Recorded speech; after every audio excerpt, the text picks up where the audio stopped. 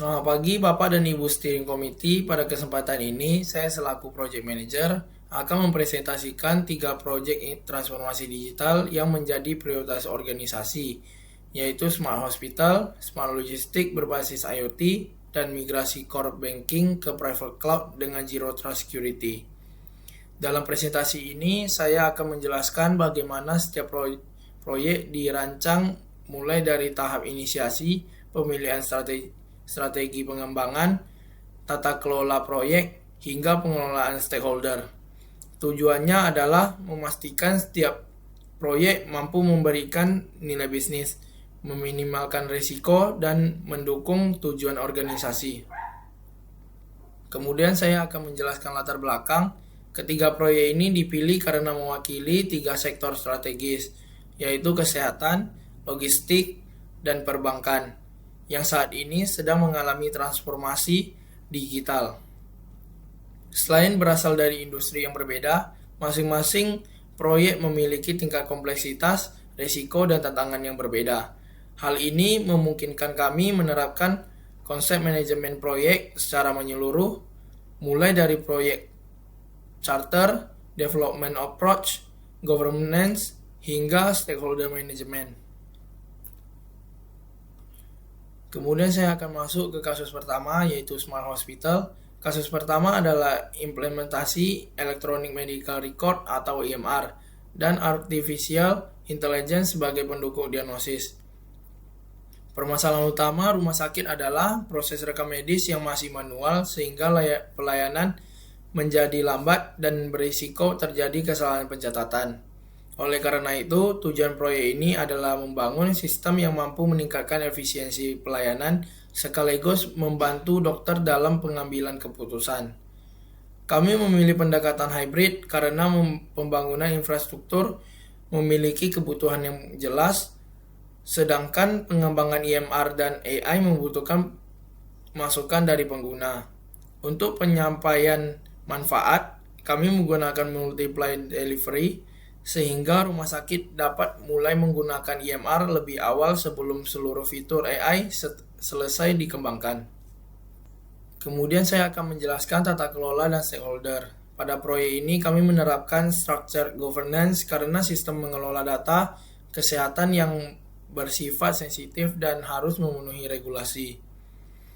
Struktur proyek melibatkan steering committee, sponsor, project manager, tim pengembang, vendor, serta dokter sebagai pengguna utama.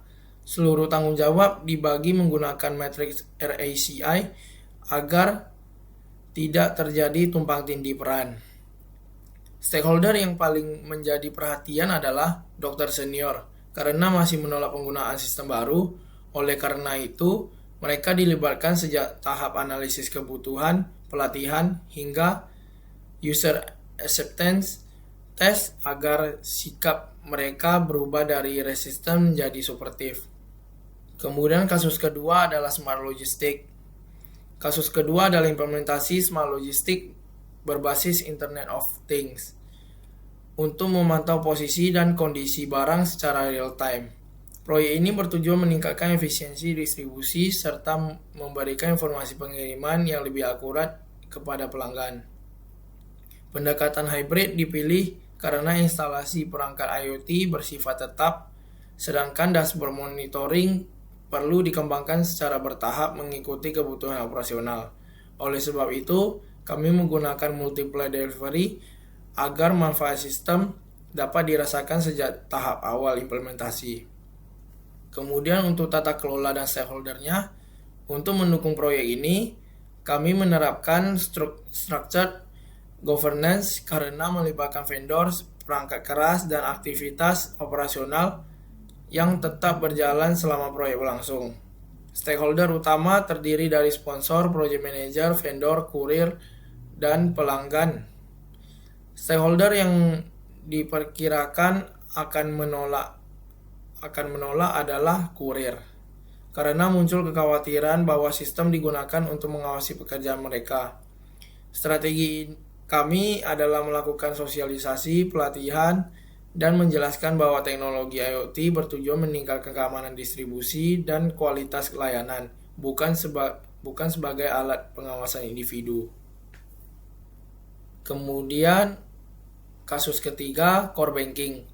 Kasus ketiga adalah imigrasi core banking ke private cloud dengan penerapan Zero Trust Security. Tujuan proyek ini adalah meningkatkan keamanan data, fleksibilitas infrastruktur, serta menjaga kontinuitas layanan perbankan.